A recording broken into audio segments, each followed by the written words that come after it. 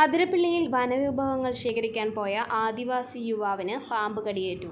തവളക്കുഴിപ്പറ ആദിവാസി കോളനിയിലെ 40 വയസ്സുള്ള പുഷ്പാകരനാണ് കാടിനകത്തു വെച്ച് പച്ച അണലി എന്ന വിഭാഗത്തിൽപ്പെട്ട പാമ്പിന്റെ കടിയേറ്റത്.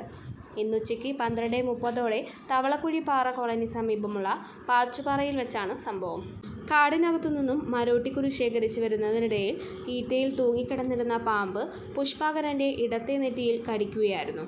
തുടർന്ന് കൂടെയുണ്ടായിരുന്ന ആൾ ഇയാളെ കോളനിയിലെത്തിക്കുകയും പരമ്പരാഗത പച്ചമരുന്ന് പുരട്ടി വിശ്രമിക്കുകയും ചെയ്തു.